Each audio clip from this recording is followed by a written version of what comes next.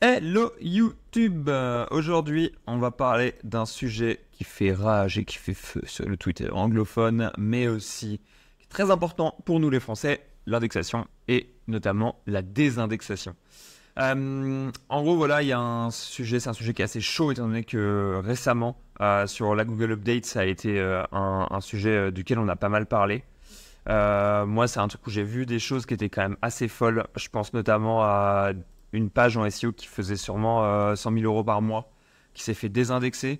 Et donc, la page sort complète Google, alors qu'elle c'est une page ultra fréquentée, ultra monétisée, ultra violente, ultra linkée. Donc, c'est assez ouf ce que ça peut créer, la désindexation. Et donc, maintenant, on va aller voir un peu ce qu'il dit sur l'anglophone très rapidement. Et ensuite, je vais vous donner voilà, quelques tutos pour savoir comment c'est, si une page est indexée ou pas. Très rapidement, pourquoi est-ce que vous faites désindexer? Pourquoi est-ce que votre site il n'est pas indexé? Pourquoi est-ce que vos pages elles se font virer de Google? Et enfin, pourquoi est-ce que vous avez des URL qui ne s'indexent pas? Et pour finir, des solutions pour l'indexation, assez simplement. Donc voilà, on arrive sur mon écran, boum. Donc ça c'est un peu le sujet sur l'anglophone, vous allez voir. Il y a Jackie Chou par exemple, ce gars-là est vraiment top. N'hésitez surtout pas à aller voir sa chaîne YouTube. Moi c'est de là que je prends mon inspiration pas mal. Et c'est lui qui d'ailleurs fait une vidéo par jour. C'est aussi pour ça que je me lance un peu dans cette dynamique. Et très bon. Son Twitter est complètement fou. Hein. Il a on sent le gars en fait sur Twitter qui a la rage et qui a envie de faire des millions. Donc ça fait plaisir qu'il fait des millions d'ailleurs. Donc voilà, il parle de l'indexation. Il a pris une pena sur la dernière update. Donc ça fait mal. Gaël Breton aussi, tiens, Authority Hacker, qui dit quand il y a beaucoup de sites qui se sont fait descendre en HCU en 2023. Là, sur cette update, ça fait beaucoup de désindexation, il dit. Donc, ça fait mal. La désindexation est au cœur des mouvements. Et c'est un vrai sujet.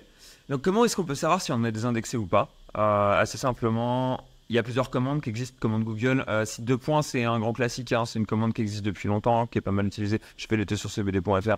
Domaine le plus connu dans le CBD, donc on en profite un peu.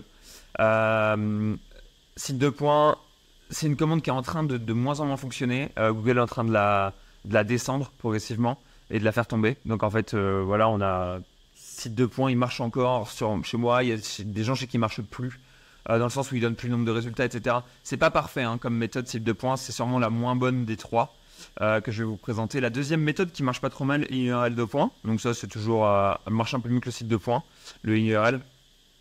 Mais elle marche bien sur les URL indépendantes, genre dès que vous utilisez des paths et tout. Bon, remarquons, ça fait la même chose qu'un site de points, j'ai rien dit. Elle marche un peu mieux. Je crois qu'elle va tomber aussi. Je suis plus exactement sur ce qui s'est dit. Je suis pas exactement tout ça. Parce que la meilleure méthode, c'est la troisième, assez simplement. Voilà, vous prenez un paragraphe. Donc en fait, ce que j'ai fait, en l'occurrence, j'ai été sur ce site. J'ai pris le premier paragraphe de contenu qui était clean là. Hop là. Il n'y a pas de mise à jour, il n'y a pas de mise en forme ni rien. Donc je prends juste un paragraphe. J'ai copié-collé ici. J'ai mis les guillemets. Avec les guillemets, comme ça, on est sûr d'avoir exactement ce que... ce paragraphe et uniquement ce paragraphe, que tous les mots-clés soient inclus, etc. Vous pouvez ne pas les mettre, honnêtement. Ça ne changera pas grand-chose, vous allez voir. Tac, hop là, on retombe dessus, c'est nickel. D'ailleurs, je crois que la recherche, elle était passée sans les guillemets. Quand je l'ai faite, je la refais en live, histoire de vérifier. Tac, tac, tac. Hop là, faire voir que tout ça, c'est du live. Ouais, voilà, aucun résultat trouvé, donc il ne trouve pas exactement avec ce truc-là. Mais il le trouve sans, et on tombe dessus directement. Donc voilà, ça, on voit que l'URL est indexée, on a fait la recherche, ça marche bien. J'ai pas fait la recherche j'aurais dû faire ça en fait, prendre un domaine qui était désindexé et faire la même recherche pour voir à quel point ça ressortait ou pas. Mais typiquement, si j'avais fait ça avec un domaine désindexé, ça serait pas ressorti. Pour info. Donc voilà. Ensuite, il y a des questions qui peuvent se poser qui sont: pourquoi est-ce qu'on se fait désindexer? C'est quoi les causes de la désindexation? D'où ça vient? Qu'est-ce qui se passe? Et alors, assez simplement, il y a plusieurs choses. La première chose, le grand classique, c'est la pénalité manuelle. Donc pénalité manuelle, c'est Google vous a dit, votre site, on le pénalise. On a vu que vous étiez SEO, que vous faisiez du SEO. Par faire du SEO, j'entends du SEO agressif, du SEO comme on sait bien faire nous les Français ou les gens qui faisons un peu d'argent sur Internet en mode édition de site et tout le bordel, un peu spammy. Donc là, par exemple, c'est le cas de Jackie Chou. Lui, en l'occurrence, il a pris une action manuelle. Et voilà, c'est sur son blog, il s'est fait défoncer sur son blog. Il donne son site d'ailleurs, Fernando Way. Donc voilà, il s'est niqué sur son blog, péna manuel, tout son site, tout son blog, il est désindexé. Ok, pas cool pour lui. Est-ce qu'il y a d'autres raisons pour lesquelles on pourrait se faire désindexer? Je regarde dans mes notes. Ouais, la DMCA. Bah, je vous ai parlé de DMCA hier. Je fais voir un petit truc rapidement. Voilà, là il y a un petit article de blog sur comment counter notice une DMCA. D'ailleurs, le DMCA ressort sur la Lumen Database. Je vous l'ai pas dit la dernière fois. Je ferai peut-être tout un article, toute une vidéo une fois sur la DMCA, histoire de vous donner tout l'historique, etc. et de donner des exemples. Mais vous pouvez counter une DMCA. Et donc voilà, là vous avez un lien pour counter la DMCA avec l'explique, etc. Je vous le mettrai en commentaire de vidéo. Si jamais vous êtes victime de DMCA, ça peut être l'occasion d'aller la counter. Et enfin, sur la dernière update, apparemment, il y a pas mal de désindexation sur le contenu IA. Donc voilà, je vous ai déjà fait ce tweet en début, mais il y a pas mal de trucs sur le contenu IA en général et de la désindexation dessus. Comment est-ce qu'on fait si on a des URL qui s'indexent pas? Typiquement, je suis en train de sortir mon site, mes URL ne s'indexent pas, qu'est-ce qui se passe? La première chose que j'ai à vous dire, c'est le fait que WordPress soit sujet à pas mal de spam. En fait, WordPress c'est gratuit et c'est utilisé massivement. Donc si on doit spammer le web, on le fait avec WordPress. Conclusion, imaginons que vous êtes Google et que vous arrivez sur un site et que vous voyez que c'est un WordPress, vous avez 100 fois plus de chances qu'il ait été spammé que si c'est un Shopify par exemple. Donc en fait, assez simplement, WordPress, si vous faites du spam, c'est là où tout le monde fait du spam. Donc en gros, vous allez vous retrouver dans la même catégorie que tout le monde. Et tous les voyants vont être ouverts pour ne pas vous indexer. Donc WordPress, déjà, c'est un peu le CMS qui est peut-être le plus dur à indexer alors qu'il est. N'hésitez pas à changer de CMS peut-être si jamais vous êtes sur un e-com, donnez un coup de chance à Shopify. Je pense que ça fait pas de mal. Shopify indexe beaucoup plus rapidement que WordPress. C'est le retour que j'ai de la part de tout le monde. Donc n'hésitez pas si vous faites du e-commerce. Si vous êtes dans une théma un peu spammy, ça va pas aider non plus. Voilà, j'ai fait du gambling, je sais à quoi ça ressemble. Et typiquement, les contenus gambling peinent beaucoup plus à s'indexer parce qu'en fait, du spam sur la thématique du casino, il y en a beaucoup plus qu'il y en a dans d'autres thématiques. Donc, c'est simplement, si vous êtes sur des thématiques qui sont très agressées, Google va se dire, ok, ça on a l'habitude. En fait, Google, imaginez qu'il voit tous les jours des dizaines de milliers de pages avec des titles et des URL avec marqué casino dedans sur du WordPress. Si vous êtes en train de faire la même chose, Google peut se dire non mais attends, là moi j'en prends 100 000 par jour, je verrai si je les indexe ou pas, mais je ferai ça plus tard parce que là ça me prend trop de temps et d'énergie. A l'inverse, s'il voit une URL qui parle de gourdes en plastique recyclable et que vous êtes sur du Shopify, et ben là c'est pas la même dynamique. Google se dit ok, bah ça j'en ai pas souvent, c'est bon, on se pose pas trop de questions, on indexe, on envoie, on crawl, ça va vite, on a peu de contenu là-dessus, on va en proposer plus. Donc voilà, c'est un peu sur le sujet du spam. Et donc ça rejoint un peu une théorie qui s'appelle la théorie de l'indexation prédictive. C'est une théorie qui avait été, c'est Romain Micula, mon manager à l'ancienne, qui m'en avait parlé. Et je crois que c'est Laurent Bourrelli qui m'en avait parlé avant ça.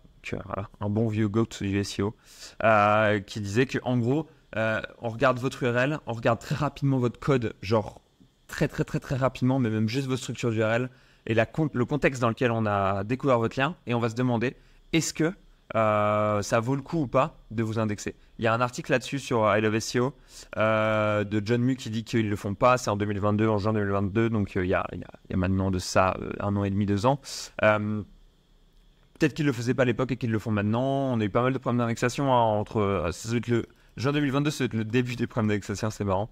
Et donc en gros, imaginez qu'avant ça, en 2020, pas 2020, si 2020, l'indexation c'était pas un problème, ça n'existait pas, ce n'était pas un sujet quoi. Tout le monde était indexé automatiquement très rapidement, donc c'était quel plaisir. Depuis ce temps-là, les choses ont bien changé.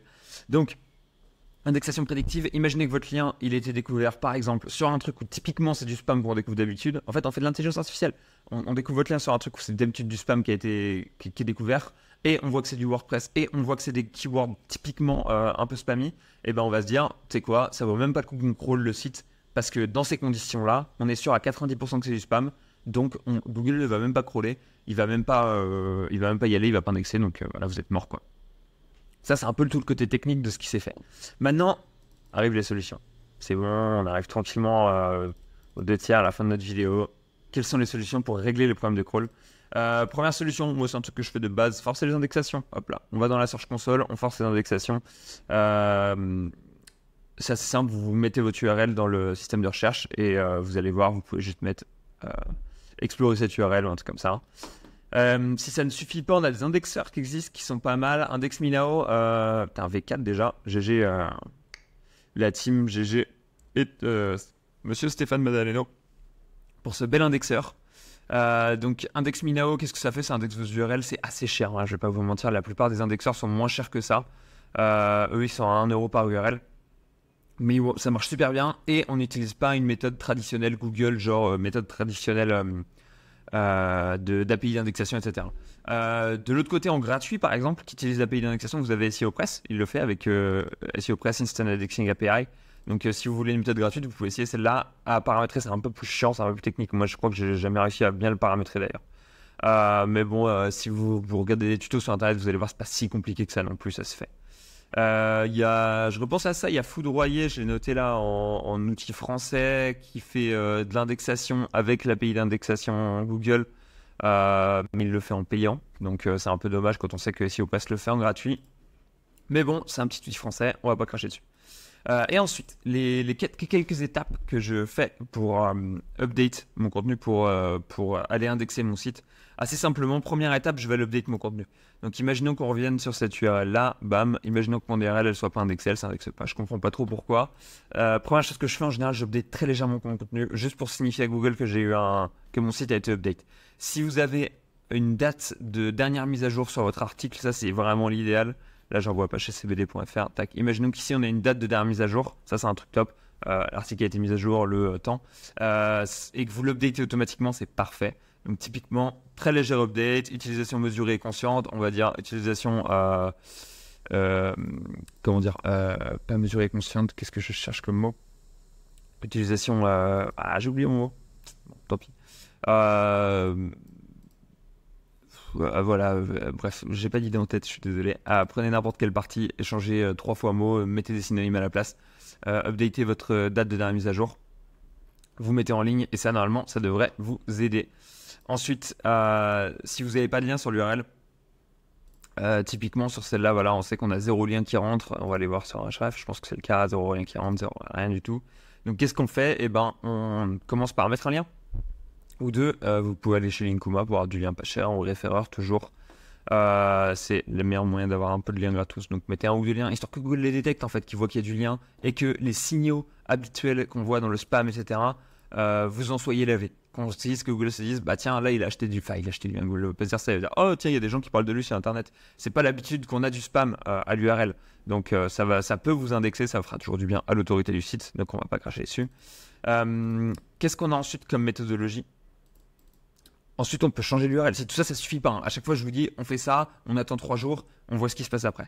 Si maintenant on fait ça et qu'on change l'URL, qu'est-ce qui se passe?